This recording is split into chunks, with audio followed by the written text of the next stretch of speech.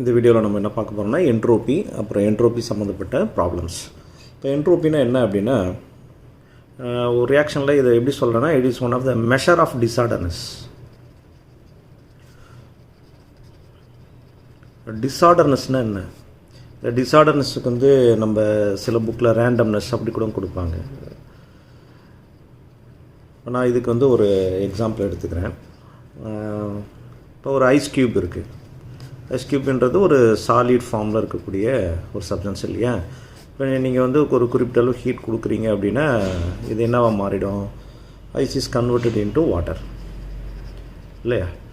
அப்படின்னா சாலிட் ஸ்டேட்லேருந்து அது என்ன ஸ்டேட்டுக்கு வந்துருச்சு? இப்போ லிக்விட் ஸ்டேட்டுக்கு வந்துருச்சு. இப்போ நீங்கள் மறுபடியும் ஹீட் அப்ளை பண்ணிங்கன்னா there will be change in temperature. இப்போ இந்த வாட்டர் ஃபார்ம் வந்து இப்போ வேப்பராக மாறிடும், ரைட்? ஸோ அப்படின்னா கேஸ் ஃபார்முக்கு வந்துருச்சு. இப்போ பாருங்கள், இப்போ சாலிட் ஸ்டேட்லேருந்து லிக்விட் ஸ்டேட்டுக்கும், லிக்விட் ஸ்டேட்லேருந்து கேஸஸ் ஸ்டேட்டுக்கும் வந்துருச்சு. இப்போ ஐஸ் ஃபார்ம் இல்லை சாலிட் ஃபார்மில் இருக்கும்பொழுது இது வந்து இதனுடைய ஆர்டர்னஸ் பார்த்தீங்கன்னா it will be perfectly arranged இல்லையா? ஸோ அப்படின்னா இது வந்து ஆர்டராக இருக்குது. இப்போ இந்த பக்கம் நீங்கள் ஹீட் கொடுத்த உடனே அது வாட்டராக மாறினோடனே அந்த ஆர்டர்னஸ் இப்போ நீங்கள் உங்களால் சொல்ல முடியாது. அப்படின்னா இது டிஸார்டராக மாறிடுச்சு. ஸோ எந்த அளவுக்கு அது டிஸார்டராக மாறி இருக்கு அப்படின்னு சொல்கிறது தான் என்ட்ரோபி. ஸோ இதை தான் அவங்க என்ன சொல்கிறாங்க, மெஷர் ஆஃப் டிஸார்டர்னஸ். இந்த பக்கம் போகும்போது இன்னும் டிஸார்டர்னஸ், இப்போ வாட்டர் வந்து மறுபடியும் கேஸாக மாறும்போது இன்னும் அதனோட டிஸார்டர்னஸ் அதிகமாகுது. So measure of disorderness. இதை இப்போ என்ட்ரோபி அவங்க எப்படி சொல்கிறாங்க? S is equal to Q/T. So இப்படி தான் நம்ம அதை எக்ஸ்ப்ரெஸ் பண்ணுறோம். அதாவது இது பாருங்கள், இப்போ சாலிட் ஸ்டேட்டில் இருக்கும்போது என்ட்ரோபி வந்து கம்மி, அப்படின்னா ஆர்டராக இருக்குது. லிக்விட் ஸ்டேட்னு போகும்போது அதனோட டிஸார்டர்னஸ் அதிகமாகுது இல்லையா? ஸோ ஒவ்வொரு ஸ்டேட்டை பொறுத்து அது மாறுது. ஸோ என்ட்ரோபின்றதை நம்ம என்ன சொல்லலாம்? முதல் விஷயம், இது வந்து ஒரு ஸ்டேட் ஃபங்க்ஷன். இது வந்து ஒரு தெர்மோடைனமிக் ஸ்டேட் ஃபங்க்ஷன், இல்லை ஒரு தெர்மோடைனமிக் ஸ்டேட் குவான்டிட்டி அப்படின்னு சொல்லலாம். ஏன்னா ஸ்டேட்டை பொறுத்து அது மாறும். இப்போ அடுத்த விஷயம் அப்படின்னா, இது depends upon the initial and final state. பாருங்கள், ஐஸ் ஃபார்மில் இருக்கும்போது ஒரு மாதிரி இருக்குது, வாட்டர் ஃபார்மில் இருக்கும்போது ஒரு ஃபார்மில் இருக்குது, அடுத்து வேப்பர் அப்போ ஒரு ஃபார்மில் இருக்குது. இப்போ இது இன்னொரு வகையில் நம்ம சொல்லலாம்னா இது வந்து ஒரு எக்ஸ்டென்சிவ் ப்ராப்பர்ட்டி. அளவை பொறுத்து மாறும், எவ்வளோ இருக்குது அப்படிங்கிறத பொறுத்து மாறும். அப்போ வந்து இது வந்து ஸ்டேட் ஃபங்க்ஷன், அதே சமயத்தில் இது வந்து ஒரு எக்ஸ்டென்சிவ் ப்ராப்பர்ட்டி. ஸோ இதை வச்சு நமக்கு கொஷினாக கேட்கலாம். எப்படி கேட்கலான்னா, இங்கே பாருங்கள், நல்லா கவனிங்க. ஐஸ்லேருந்து வாட்டராக மாறும்போது, வாட்டர்லேருந்து வேப்பராக மாறும்போது லெஃப்ட் டு ரைட் போகும்பொழுது டிஸார்டர்னஸ் அதிகமாகுது. ஸோ லெஃப்ட் டு ரைட் போகும்போது டிஸார்டர்னஸ் அதிகமாகுதுன்னா அப்போ என்ட்ரோபி அதிகமாகுதுன்னு அர்த்தம். இதையே நம்ம இப்படி சொல்லலாம். இங்கே பாருங்களேன், இப்போ வந்து ஒரு ஐஸ் வந்து மெல்ட் ஆகி வாட்டராக மாறுது அப்படின்னா அந்த ப்ராசஸ் நம்ம வந்து என்ன சொல்லுவோம்? மெல்ட்டிங் ப்ராசஸ்ன்னு சொல்லுவோமா? அப்போ டூரிங் மெல்ட்டிங் இல்லை ஃபியூஷன் ப்ராசஸ் அப்படின்னு நீங்கள் பார்த்தீங்கன்னாக்கா ice is convert into water அப்படின்னா ஆர்டர் வந்து டிஸார்டராக மாறி இருக்குது. அப்படின்னா என்ட்ரோபின்னா இருக்கீங்க, இன்க்ரீஸ் ஆகிருக்கு. இப்போ நீங்கள் மறுபடியும் பாருங்கள், நீங்கள் ஹீட் பண்ணுறீங்க, வாட்டர் வந்து வாட்டர் வேப்பராக மாறிடுச்சு அப்படின்னா இந்த ப்ராசஸ் வந்து நம்ம என்ன சொல்ல போகிறோம்? எவாப்ரேஷன் சொல்ல போகிறோம். ஸோ இங்கேயுமே பாருங்கள், இப்போ இதை விட இதுக்கு வந்து இன்னமும் டிஸார்டர்னஸ் அதிகமாகும். அப்போ இந்த ப்ராசஸுக்குமே என்ட்ரோபி அதிகமாகும். இப்போ நீங்கள் ரிவர்ஸில் வாங்க. இது வந்து ஒரு கண்டென்சேஷன் ப்ராசஸ் இல்லையா? இந்த ப்ராசஸில் நம்ம என்ன சொல்லுவோம்? இப்போ டிஸார்டர் வந்து ஆர்டராக மாறுது அப்படின்னா இங்கே வந்து என்ட்ரோபி கம்மியாகுதுன்னு அர்த்தம். ஸோ வாட்டர் மறுபடியும் ஐஸாக மாறுதுன்னா இது ஃப்ரீசிங் இல்லை கிறிஸ்டலைசேஷன் எப்படி வேணால் சொல்லலாம். இப்போ கிறிஸ்டலைசேஷன் ப்ராசஸ் அப்படின்னு வந்தீங்கன்னா இன்னும் என்ன ஆகுது? என்ட்ரோபி கம்மியாகுது. ஸோ ரொம்ப சிம்பிளாக நம்ம எப்படி ஞாபகம் வச்சுக்கலாம்? லெஃப்ட் டு ரைட் போனீங்க அப்படின்னு வச்சுக்கோங்களேன், உங்களுக்கு வந்து என்ட்ரோபி என்ன ஆகுனா அதிகமாகும். அப்படியே ரைட் டு லெஃப்ட் வரீங்கன்னா என்ட்ரோபி டிக்ரீஸ் ஆகுதுன்னு அர்த்தம். நீங்கள் இது வந்து ரொம்ப சிம்பிளாக நான் வச்சலாம். ஏன்னா இதில் எந்த ப்ராசஸ் இருந்தாலும் உங்களுக்கு எக்ஸாம்பிளில் கொடுத்துட்டு எங்கே வந்து என்ட்ரோபி இன்க்ரீஸ் ஆகுது, எங்கே என்ட்ரோபி கம்மியாகுது அப்படின்னு கேட்கலாம். ஸோ அடுத்து ஒரு கெமிக்கல் ரியாக்ஷனில் என்ட்ரோப்பியை நம்ம எப்படி கால்குலேட் பண்ணுறது அப்படின்னு பார்த்தீங்கன்னா, ஒரு கெமிக்கல் ரியாக்ஷனில் என்ட்ரோப்பி நம்ம எப்படி கொடுக்கலாம் அப்படின்னா, ΔS இஸ் நத்திங் பட், இங்கே பாருங்கள், entropy of product minus entropy of reactor. So இது வந்து ஒரு கெமிக்கல் ரியாக்ஷனில் நம்ம சிம்பிளாக இப்படி கால்குலேட் பண்ணலாம். அப்புறம் இன்னொரு ஸ்டைலில் என்னென்னா, ஒரு ரியாக்ஷனில் ஃபார் எக்ஸாம்பிள் நான் இப்போ இதை எடுத்துக்கிறேன். ஏன்னா இந்த ரெண்டு ஸ்டைலுமே உங்களுக்கு கொஷின் கேட்பாங்க. இது அம்மோனியம் குளோரைடு. இந்த அம்மோனியம் குளோரைடை நீங்கள் ஹீட் பண்ணிங்கன்னா இப்படி மாறும், அம்மோனியா ப்ளஸ் ஹைட்ரோக்ளோரிக் ஆசிட் இல்லையா? இப்போ இங்கே டோட்டலாக இங்கே பாருங்கள், இங்கே வந்து ப்ராடக்ட் சைடில் எத்தனை மோல்ஸ் இருக்குதுன்னு பாருங்கள், ரியாக்டன்ட்டில் எவ்வளோ. இப்போ இதுக்கு டெல்லுன்னு கண்டுபிடிங்க. ப்ராடக்ட்டில் 2 இருக்குது. ஸோ 2 இங்கே ரியாக்டண்ட்டில் வந்து 2 - 1. அப்போ ரியாக்டன்ட் சைடை விட ப்ராடக்ட் சைடு வந்து நம்பர் ஆஃப் மோல்ஸ் அதிகமாக இருந்ததுன்னா என்ட்ரோபி இன்க்ரீஸ் ஆகுதுன்னு அர்த்தம். இதை இன்னொரு ஸ்டைல் எப்படி சொல்லலாம்னா, உன்னோட டெல்லன் வேல்யூ வந்து பாசிட்டிவில் வருது அப்படின்னாலே என்ட்ரோப்பி அங்கே இன்க்ரீஸ் ஆகுதுன்னு அர்த்தம். என்ட்ரோப்பி இன்க்ரீஸஸ். ஸோ இந்த மாதிரி ஒரு 4 ஈக்குவேஷன் கொடுத்துட்டு எங்கே என்ட்ரோப்பி இன்க்ரீஸ் ஆகுதுன்னு கேட்டால் நீங்கள் டெல்லன் கண்டுபிடிச்சி பாசிட்டிவ் வந்தாலே நம்ம என்ட்ரோப்பி இன்க்ரீஸ் ஆகுதுன்னு சொல்லிடலாம். ஸோ 2 ஸ்டைலில் இங்கே என்ட்ரோப்பி இன்க்ரீஸை பற்றி கேட்பாங்க. ஒன்று அந்த ப்ராசஸ் சாலிட் லிக்விட் கேஸ் அந்த ப்ராசஸ். நாங்கள் என்ன சொன்னால் லெஃப்ட் டு ரைட் போனால் இன்க்ரீஸ் ஆகும், ரைட் டு லெஃப்ட் வந்தால் இன்க்ரீஸ் ஆகும், டிக்ரீஸ் ஆகும். இப்போ இங்கே வந்தீங்கன்னா அம்மோனியம் குளோரைட் ஹீட் பண்ணும்போது என்ன மாறுது, அம்மோனியா ப்ளஸ் HCl மாறுது இல்லையா. அப்போ ரியாக்டன் சைடை விட ப்ராடக்ட் சைடில் நம்பர் ஆஃப் மாலிகுல்ஸ் அதிகமாக இருக்குது அப்படின்னாக்கா என்ட்ரோப்பிங்க அதிகமாகுதுன்னு அர்த்தம். அப்படின்னா என்ன அர்த்தம், increase in number of molecules also increases the entropy. அடுத்தது பாருங்கள், அதாவது இப்போ என்ட்ரோப்பிக்கு என்ன யூனிட் அப்படின்னு பார்த்தீங்கன்னா SI யூனிட் பார்த்தீங்கன்னா இதை 2 ஸ்டைலில் சொல்லலாம். ஒன்று வந்து calorie per kelvin per mole அப்படி சொல்லலாம்.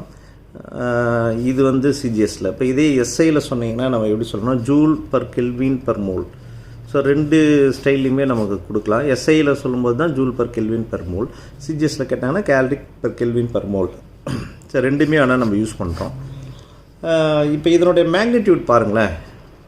ஸோ இது வந்து நமக்கு முக்கியம். இந்த மேக்னிடியூட்னா இப்போ வந்து ஒரு ப்ராசஸில் நான் டெல்லஸ் வேல்யூ கண்டுபிடிக்கிறேன். இப்போ டெல்லஸ் வேல்யூ வந்து பாசிட்டிவ்லேயும் வரலாம், இல்லை டெல்லஸ் வேல்யூ வந்து நெகட்டிவ்லேயும் வரலாம், இப்போ டெல்லஸ் வேல்யூ வந்து 0லேயும் வரலாம். பாசிட்டிவில் வருதுன்னா என்ன அர்த்தம் அப்படின்னு நீங்கள் பார்த்தீங்கன்னா பாருங்கள், பாசிட்டிவில் வருதுன்னா இது வந்து ஒரு ஸ்பான்டேனியஸ் ப்ராசஸ்ன்னு அர்த்தம். ஸ்பான்டேனியஸ்ன்னு அர்த்தம். இப்போ இதே வந்து உங்களுக்கு வந்து நெகட்டிவில் வருது அப்படின்னா இது வந்து ஒரு நான் ஸ்பான்டேனியஸ்ன்னு அர்த்தம். இப்போ 0 வருது அப்படின்னா it is an equilibrium process.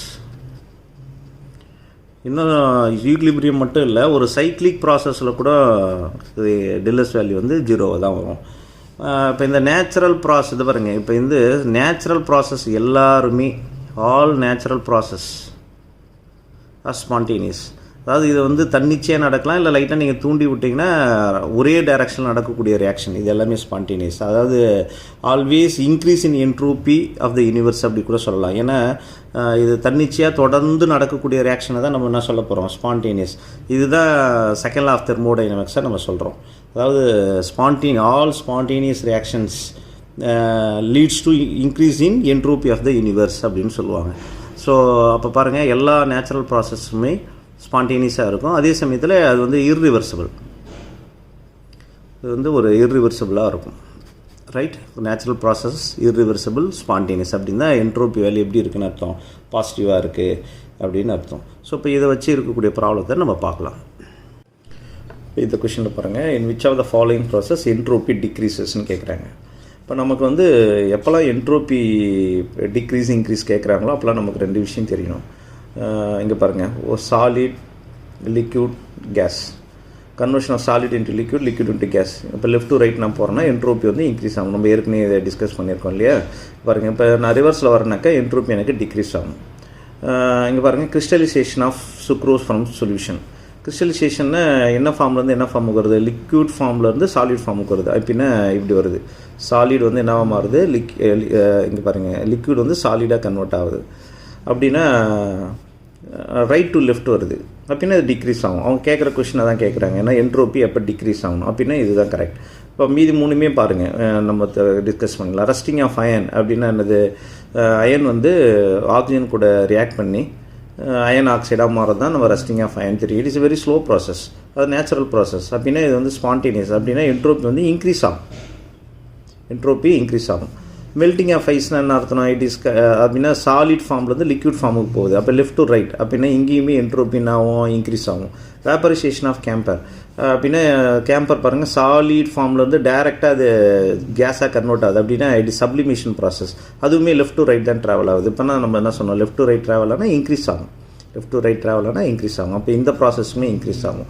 அப்போ 3 ப்ராசஸுமே இன்க்ரீஸ் ஆகுது, இந்த ப்ராசஸில் தான் டிக்ரீஸ் ஆகுது. அவங்க கேட்குறது என்ட்ரோபி டிக்ரீஸ் தான் கேட்டிருக்காங்க. So crystallization of sucrose from சொல்யூஷன்ன்றதில் என்ட்ரோபி டிக்ரீஸ் ஆகும்.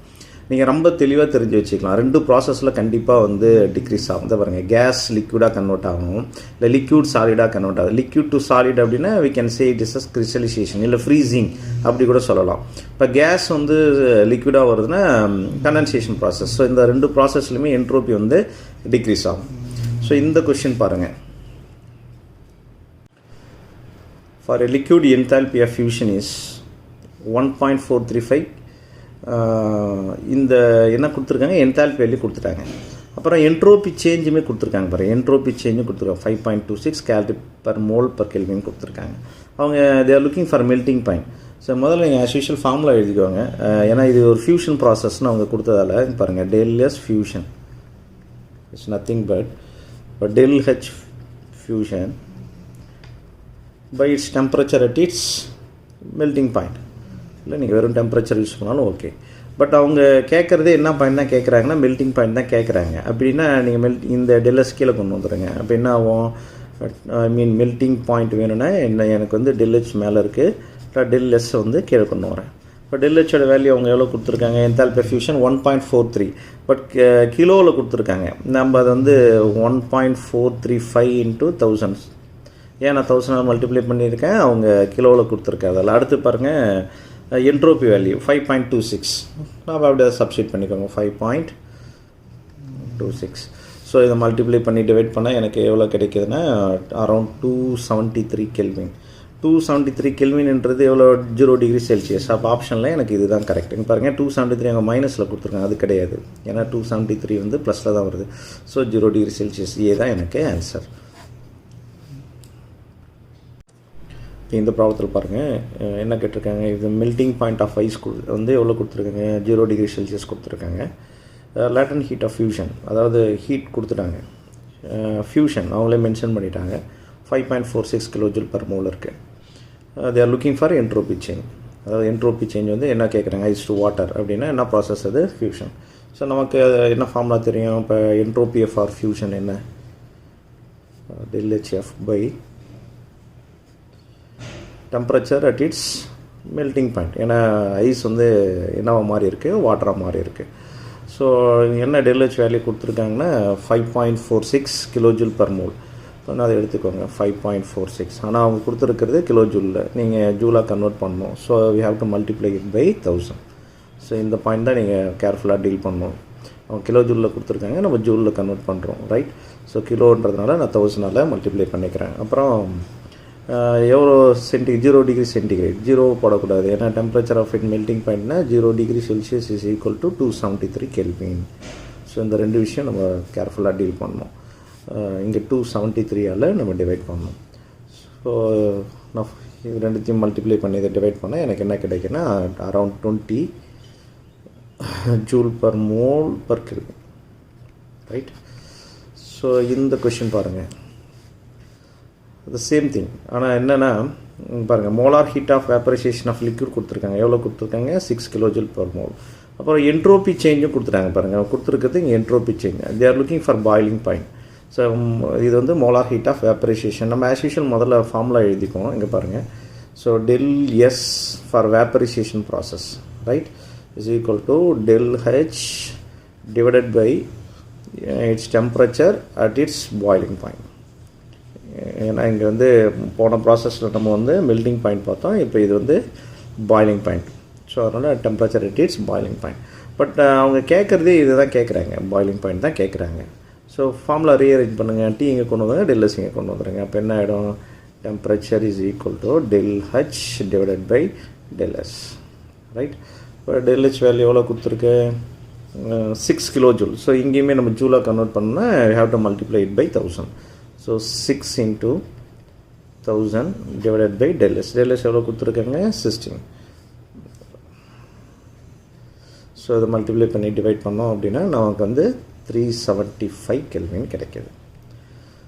அடுத்து இந்த ப்ராப்ளம் பாருங்கள், என்ன கேட்டிருக்காங்க, calculate the entropy change in surrounding when 1 mole of H2 liquid is formed under standard condition. நமக்கு ஸ்டாண்டர்ட் கண்டிஷன்னா என்ன அர்த்தம்னா டெம்பரேச்சர் வந்து 298 கெல்வின்னு அர்த்தம். ஸோ அதை அவங்க வந்து ஸ்டாண்டர்ட் கண்டிஷன் கொடுத்துட்டா நம்ம தெரியணும்.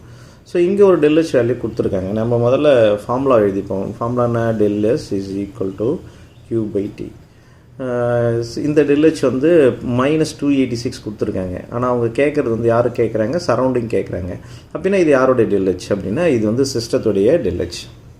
ஏன்னா சிஸ்டம் ப்ளஸ் சரௌண்டிங் தான் ஒரு யூனிவர்ஸ் இல்லையா? ஸோ நமக்கு வந்து சிஸ்டத்தோடைய வேல்யூ தான் இங்கே கொடுத்துருக்காங்க. இப்போ சிஸ்டம் நெகட்டிவாக இருந்ததுன்னா சரௌண்டிங் அதுக்கு ஆப்போசிட்டாக தான் இருக்கும். இப்போ இதனோட வேல்யூ மைனஸில் கொடுத்துருந்தா அப்போ நம்ம சரௌண்டிங்க்கு இதை எடுக்கும்போது இந்த டெல்ஹெச் வேல்யூ அப்படியே எடுத்து நம்ம சப்ஸ்டிட் பண்ணக்கூடாது. ஏன்னா அவங்க கேட்குறது சரௌண்டிங் கேட்குறாங்க. சிஸ்டத்துக்கே கேட்டிருந்தாங்கன்னா அப்படியே எடுத்து சப்ஸ்டிட் பண்ணலாம்.